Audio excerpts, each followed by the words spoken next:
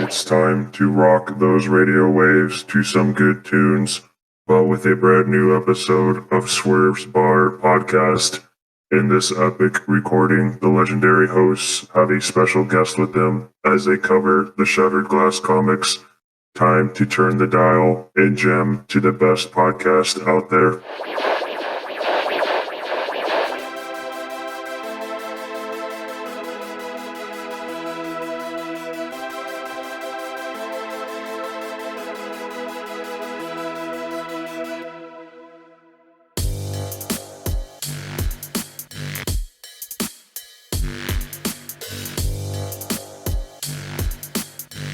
Hello, and welcome to the podcast about Transformers comics, toys, and everything in between. I'm Onyx Prime with my two co-hosts here. Hi, I'm Computron. Hi, I'm Kilobyte. And today we are here with special guest Highbeam. Now, Highbeam, do you mind describing yourself and give us a quick overview on what you do here on Cybertron? Sure thing. My name is Highbeam, and I am a Decepticon. My bot mode stands about 20 feet tall with the alt mode of an old Earth Jeep Grand Cherokee in bright red, my favorite color, over my light and dark gray limbs. I have a sharp red crest on the forehead of my dark gray helmet, and the front doors of my alt mode kind of stand out like wings back behind my shoulders. Bots keep telling me that I resemble an Autobot named Skids, but I haven't met him yet, so I'm not exactly sure. I've been called charismatic and a bit intimidating, sometimes due to my role as a sharpshooter for a special ops Decepticon team. Fantastic. Thank you for being here today. Thank you for inviting me. Moving on with our comic discussion for today's episode takes us to IDW Transformers Shattered Glass. And as always, spoiler warning. So if you haven't read it already, we highly recommend you go back, read it, and then come back and listen to the podcast. Computron, do you mind giving us the facts? And Kilobyte, do you mind giving us some trivia afterwards? Can do. Yeah, with my fun stuff, I suppose. There are a total of 5 issues with these comics. First issue was released August 25th, 2021, relatively fresh. And the last issue was December 22nd that same year. The writer was Danny Lohr, and the artist was Guido Guidi and Dan Kahana, with inks by John Wyckoff, Priscilla Tramontano, and Matt Froese. Sorry. And the colors are by John Paul Bove and Ed Peer. Awesome. Time for trivia. So for issue 1, the idea of bounty hunters receiving unique fobs for each new contract they receive probably owes something to the first season of The Mandalorian, which used a familiar system as a plot point. That makes so much sense. It does.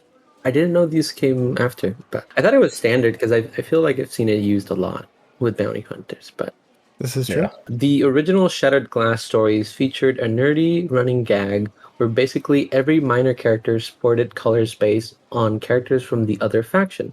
For instance, the Shattered Glass Technobots wore the colors of the original Terrorcons and vice versa.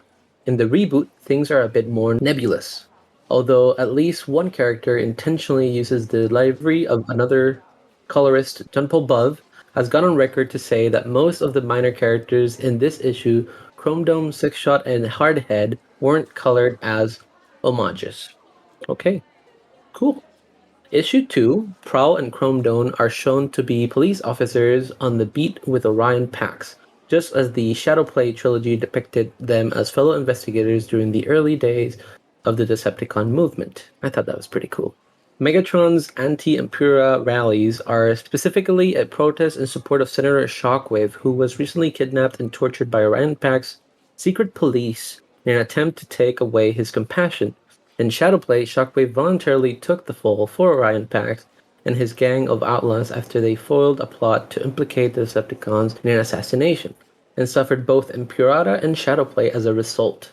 Given that this is a mirror universe, it's noted that rather than turning him cold and emotionless, the procedure went wrong and left him with a hyper-developed sense of empathy for others, trying into how the original Shattered Glass stories depicted him as kindly diplomat. That's Nice. cool. It's pretty cool. And finally, issue 4. Throughout the comic, Goldbug and Jetfire are accompanied by a blue and bronze Spot, who resembles Wheeljack, as he appeared in the original Shattered Glass prose stories. However, Goldbug consistently refers him as Slicer, an obscure Generation 1 Decepticon who began life as a redeco of Wheeljack's Action Master toy, who formed the basis for Shattered Glass Wheeljack's color scheme. Although his deal isn't entirely laid out in the comic itself, author Danny Lore later clarified on Twitter that, like Goldbach, Wheeljack adopted a new name for himself at some point, perhaps a reference to the time when evil Wheeljack disguised himself as Slicer's future self when he visited the Wings universe timeline in Generation 2 Redux. And that is all for the trivia. So, Highbeam, would you mind giving us a quick summary of the comics for the listeners? Sure thing. On a shattered Cybertron where evil reigns supreme, the ruthless bounty hunter Blur pursues a high-ranking Decepticon rebel. A weary Megatron reflects on the history of the Great War as Starscream tries to convince his former leader to retake command. Starscream remembers his greatest failure as he and Megatron search for allies in the underbelly of Gold City. An unproductive interrogation session with his new Decepticon prisoner pushes Goldbug's temper to its limit. Megatron and his forces fight to liberate Gold City, but amidst the chaos, a tragedy forces Jetfire to reevaluate his divided loyalties. Awesome. And as always, this information has been taken from the wiki. I knew you were going to say it. I'm sitting here waiting for it, and I knew you were going to say it. We should start a bingo, and that should be on the card somewhere. Yeah. Fantastic. Is everyone ready Outstanding. to get started? I'm ready. Yeah. Awesome. In the first issue, we follow Autobot Blur, famous bounty hunter, who is given a special task with hunting down the Honorable Starscream. Thoughts on this story so far, and any new characters we would like to discuss? I really enjoyed the whole bounty hunter aspect that they've implemented here, because it kind of feels kind of like Mad Max, with everything divided between different cities like Gold City and the Pack City. But I really like Blur's characteristics and his way of dealing with the like stuff around him, and trying to get Starscream to cooperate with him so he could get the bounty in an easier format. Yeah, I just thought it was hilarious that, at least for me, that he turned into this, in the non-Shattered Glass version was this nice, kind-hearted bar owner, and now he's this overly egotistical little hand in a tailpipe kind of character. But not quite as clever as he thinks he is. Oh. Yeah. No. Do you mind explaining what you mean, Highbeam? Well, from when I read it, it definitely seemed like Starscream already had this idea of, he's up to something. I gotta be one step ahead of him. I gotta be smarter than him. And, he leads him into a little bit of a trap. Yeah, it's a hot trap. Oh, and the eye patch. I also would like to say, I like that his primary contact, because what was he? Is this bounty hunter that would go out and find body pieces to donate to Ratchet, and I like that his primary contact is Ratchet. And Ratchet is just this guy that just completely scrapes bots completely, which is interesting. Yeah. It's The crazy. Slicers. So, in the next issue, we follow Megatron surviving in the Sea of Rust, along with a quick flashback. Kilo, do you mind doing us the honors of telling us about these flashbacks of this mirrored universe, like the rise of Megatron and Optimus, and what kind of happens on Earth? Yes, I kind of had a figure. I thought you were going to do me.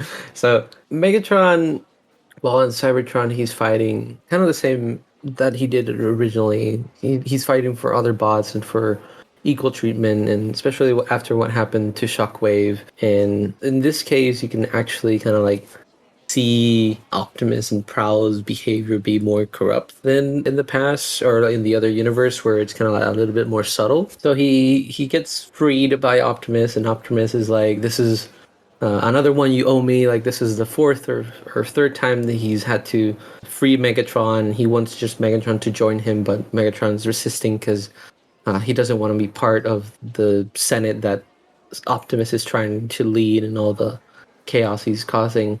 And so eventually they do travel to Earth and try to protect the Earthlings, and the Autobots arrive, and there's a big fight going on, and Megatron sacrifices himself to protect his Decepticons and like, giving them a chance to kind of escape the battle because they weren't going to be able to win it. And in that battle, Megatron manages to injure Bumblebee, and that was a big hit for the Autobot side. But Megatron, being Megatron, survived and was allowed to fight another day. Yeah. Highbeam. So we may know that Starscream's your favorite character. What's your take on this new Starscream? This version, that is. I like the dynamic that they gave him here. He still has that little bit of that character Starscream vanity, but it's switched in this way. He's now just in complete adoration of Megatron. Like he would pretty much do anything Megatron says, and it's just the complete opposite, and I love that. It's pretty great in these comics. It is, and also like with him focusing a lot more strongly too on again that back to that scientific background that they kind of introduce in G1, but they never really play with it too much. Again, it's like, okay, they brought that back out here in the dynamic between him and Jetfire, and you kind of get this little taste of like the dynamic of them working together, which gets their friendship gets strained as they kind of go their separate ways. Compitron? I have a question on one of the fights that were on Earth. There was, I think it was Jazz, Blaster, and I think that's a Grimlock chasing Megatron, or he was going head to head with all three of those guys. Is that Grimlock or is that somebody else? Because on the back of that guy, it looks like he has wings. So, but if you go a few pages before, it's not Jetfire because Which Jetfire has a different issue are code. you looking at? It should be Jetfire. Jetfire has a mask that he puts down, and so that's why he looks different. Yeah, but like if you look at the chest, it's completely different than the Jetfire you see with Starscream. The Starscream was talking to like a few pages before. Yeah. Which issue are you looking at, sir? Should be issue 2. It's issue 2. Yeah, it should be page 21. At least That digitally. definitely looks like Jetfire with the battle mask and the armor. Yeah. Okay. Yeah, that's definitely Jetfire. Yep.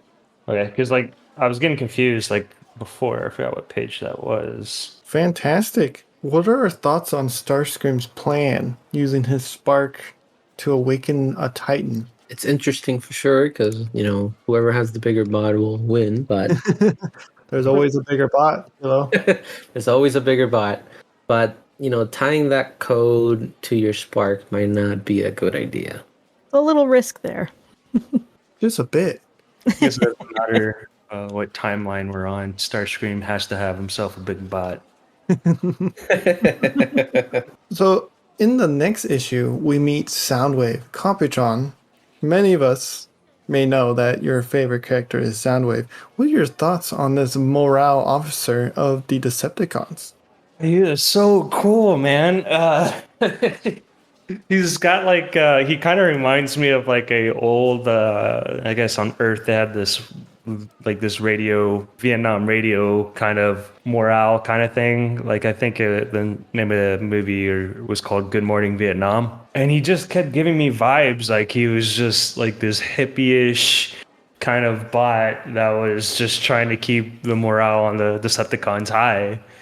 And like wasn't like very tactically thinking like what he was doing. Like he was obviously putting like a target on himself when he was doing it, but like he I guess just didn't care, which was completely different than like a typical Soundwave.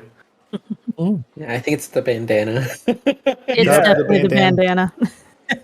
Interesting enough, I have a 3D printed Shattered Glass Soundwave that Onyx and Kilo gave me for a birthday, and I actually went over and I grabbed like a little cloth that I ripped it and I tied it around his head to look like a bandana. Yes. Speaking of bandanas, now, Highbeam, you wanted to talk about capes and bandanas. Yes. Is this a new trend or something that I've been missing out on? I don't know. I feel like I need to invest in a cape for As a soon as you wear a little cape, more no one dramatic knows who flair. you look like. You're completely indistinguishable based on your shape when you wear Clearly, it. you No one can't can tell see your at little all. jet things on the side, or Magnus from that one series. No one knew he was Magnus. No, it's the perfect disguise. Perfect. It's kind of like when, in human cartoons and movies where, they put on the mask over their eyes and all of a sudden no one knows who they are, but really they just have a mask on their eyes. I heard there's a reporter that Yes. puts on glasses and he becomes the Yeah, Superman. like, I don't. I mean, I guess if they're that easily fooled, I mean, maybe I don't know. Maybe this Decepticon needs a cape. Humans are weird. Yeah. Humans are simple. Need to be stealthy. Yeah. Does anyone want to talk about more Starscream's and Jetfire's friendship? I thought it was sweet. I enjoyed the back and forth between them because at least so far in the version that we've been reading, the IDW 2005 continuity, there hasn't been a lot of interaction between Starscream and Jetfire. So we haven't gotten to explore that previous relationship that they had when they were both scientists and Jetfire was still on the Decepticon side. So it's pretty cool seeing it here and kind of see it play off differently, where Jetfire still joins the Autobot, but this time it's gonna not like being the good side, it's kind of being the bad side. So it's pretty cool. Hmm. It reminds me of the Netflix Transformers series and Jetfire being like the leader of the Seekers at the time. And I think that was literally the only thing I've ever seen Jetfire and Starscream ever had an interaction. I believe they had an interaction in the War for Cybertron series, the video right. game one, That's true. and Yeah. in some of the bit. cartoons. Yeah, they never really focus too much on it, and it's like that. You have that one episode of Generation 1, and then it just kind of you never really hear about it again. Right. So it's nice to see a little more depth to that. Absolutely. Yeah, for sure. Speaking of depth, let's cut to a quick ad break. Let's play Guess That Con. Hey, all life forms, this is Highbeam here, and I have a message for you.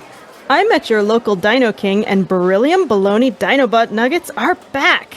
That's right, for a limited time only, you can purchase Beryllium Baloney Dinobot Nuggets! Made from the freshest minerals, both lightweight and strong alkaline earth metals, you know it has everything you want. Each nugget is formed into adorable chibi dinosaur shapes. Wasp in the tray would like to know if you ordered that. Oh, hi. I didn't see you behind me in line. Yeah, just a click. I'm thinking out loud. Beryllium Baloney Dinobot Nuggets are delicious, and also, for a limited time, when you buy one box, you can get a second one free. That's 2 for the price of 1. What? No. I think you're full of sodium salami. Nope, I'm full of beryllium baloney. You two cause me torture because you will not order. Wait, I didn't read the rest of the menu yet. Are you serious? Wasp in the tray needs his dino nuggies. It's Zephyr.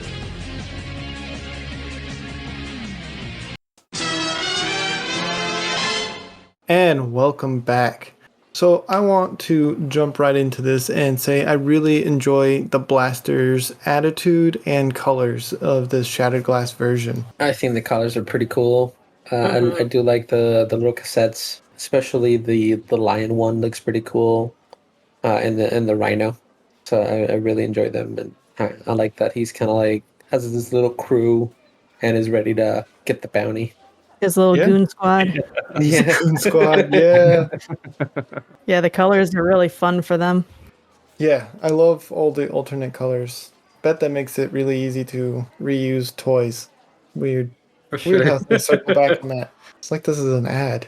Anyway, I'm not gonna buy that at all. Nope. eventually Starscream is captured by Goldbug and Jetfire. Dun dun dun. Who'da thought? Which, in the next chapter, we follow Goldbug, the small and full of anger. Sounds like another bot I know. Possibly a Zephyr? I don't know. Trying to impress Optimus No. after his previous failures. But my all-time favorite bot is Skywarp. And his design is fantastic with his dark blues, blacks, and he's dead. Okay, never mind. Oh, now you know how I feel. Yeah, I was so excited reading this. I was like, oh, he looks so cool. I turned the page. Oh, he's dead. Cool. Yep. Welcome to my pain and misery. Never have favorites, I guess. I learned my lesson. I still haven't. I'm still hopeful. Is that why I like Starscream so much? I mean, he's pretty much immortal. He dies a lot. He does die a lot, but he always keeps coming back in some way, shape, or form. That it's true. something to do with that immortal spark. That is Somehow true. more annoying than ever. Do Sorry. you have an ash pile with a crown on it? So, thoughts on this version of Prowl? I like Dark Prowl. You like Dark Prowl? Wait, For isn't me, he it dark feels and- the same way. Yeah. It's just Prowl. It's just the Just same Prowl, Prowl. different colors. Yes. With all his deep, dark secrets again. The only difference is a symbol change, man. That is it. I also want to point out Goldbug's, which is Bumblebee in this version, his brutality is intense. Like, he kills a lot of Decepticons, like the Insecticons, Skywarp, and eventually, poor Starscream rests his spark. So much tiny rage. So much tiny rage in such a little body. I like that he was trying to essentially tell Jetfire how to do a science project when he knew absolutely nothing about. Yes. He feels like a normal boss. I don't know what you're talking about. I think this is the highest kill count an Autobot has gotten against like the opposing faction. Yeah. Because in the normal comics, I think the Autobots are the ones that are usually going offline. No, well, if you exclude RC, RC puts off a lot of That's Autobot true. Decepticons. She doesn't discriminate, actually. Never mind. So we end with a Titan-sized cliffhanger. Any final thoughts about this series? Need more. Need more? Yeah. I hear there might be a sequel series in the works. I know. I can't wait. Yes. I really enjoyed it. I really liked it. I like that it's not just a simple let's take this personality from this Decepticon and put it on this Autobot and then vice versa. I think it's very like unique. They all have their own different feelings and the whole aspect of how they're telling the story here. It's very different than the normal universe, which is usually just like the war. Now here's like the Autobots have won and now it's kind of like a Mad Max where you just gotta survive wherever you can, and everybody's kind of trying to hunt you down. So I really enjoy that. It makes one wonder that if the Autobots from our universe actually put in effort and just went hog after hog, is that the Earth phrase? After the Wild. Decepticons, they could actually win. But because they're more refrained and they like restrain themselves, that's why the wars lasted so long.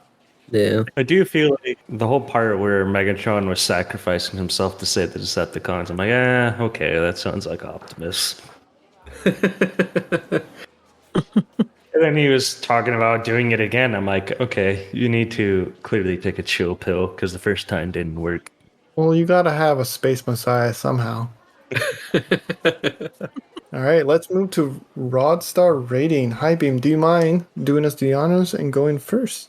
Sure. Kind of leaning towards a 5 out of 5 myself. I mean, I've always wanted a good Mirrorverse like series with this, you know, and the fact that it was tied in with the really good-looking action figures was kind of a bonus for me. Oh yeah. But the artwork was so good. I liked that it wasn't just everyone is literally just the complete opposite, but they shifted the dynamics just enough to make it a little extra interesting. You know? Absolutely. So I gotta give it a 5 out of 5. Computron? I'll give it a 4.5 out of 5. Well, it's mostly because I want to know what the cliffhanger leads to. Wow. You're hung Is up it, on the cliffhanger? isn't that supposed to make it 5 out of 5? Because it got you invested? It's such a good it was a great setup. It was a great setup story. An absolutely great setup story. But that's what it was. It was just a setup story.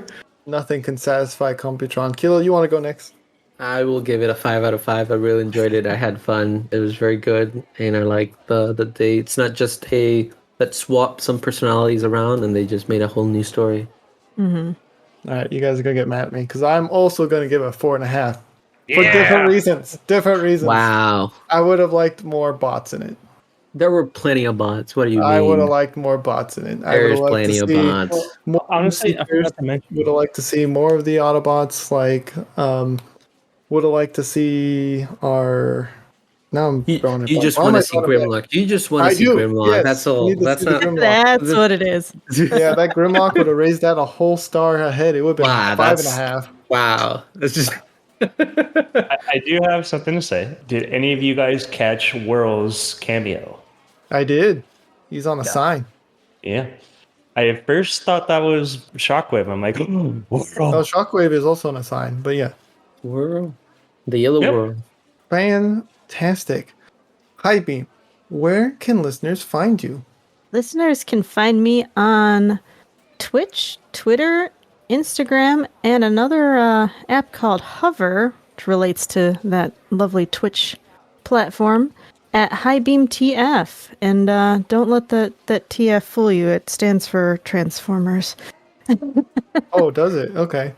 I was thinking it was like the fantastic. I mean, it could. Good. Thank you so much for being here with us today. Thank you for having me. Great happening. Yeah, thank you. Thank you.